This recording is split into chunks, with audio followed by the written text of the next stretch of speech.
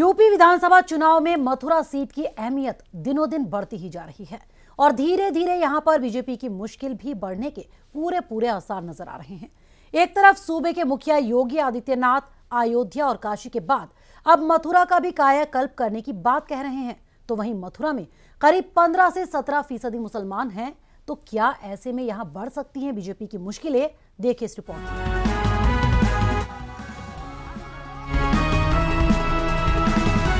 मोदी जी की झोली वोटों से भर दी और पूर्ण बहुमत की सरकार।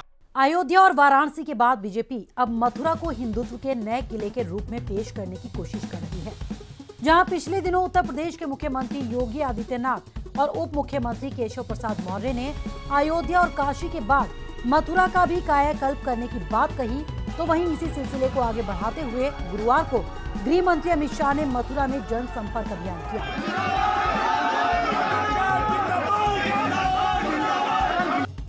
भले ही पिछली बार के विधानसभा चुनाव में मथुरा जिले में बीजेपी को प्रचंड जीत मिली हो, लेकिन इस बार मथुरा की उसकी राहें इतनी भी आसान नहीं दिखाई दे रही।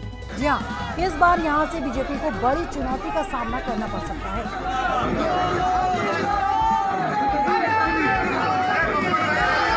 क्योंकि मथुरा विधानसभा सीट पर बीजेपी उम्मीदवार को विपक्षी पार्टियों से कड़ी टक्कर मिल रही है।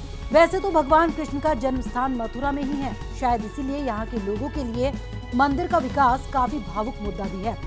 लेकिन मथुरा में बड़ी आबादी मुसलमानों की भी है। मथुरा में करीब 15 से 17% मुसलमान हैं, जिनमें से ज्यादातर मुस्लिम मतदाता मानते हैं कि बीजेपी की सरकार में विकास का कोई काम नहीं हुआ और महामारी की मार यहाँ के पर्यटन पर भी पड़ी है, जिससे लोग काफी परेशान दिखाई दे रहे हैं। वहीं कुछ लोग ये भी मानते हैं कि ये सरकार सनातन धर्म वालों की है, इसलिए मंदिर का जीर्णोद्धार किया जा रहा है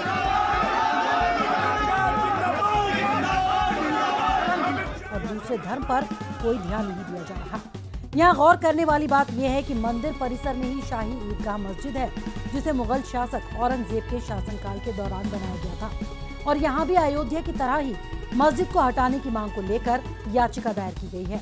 इसको लेकर भी कुछ लोग बीजेपी से नाराज हैं।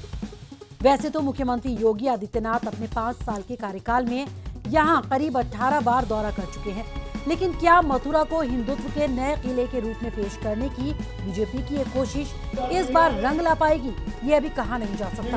Bureau report, R9 news. 14 में चुनाव हुआ, उत्तर प्रदेश में मन खोलकर भोले शंकर की तरह मोदी जी की झोली वोटों से भर दी और पूर्ण बहुमत की सरकार।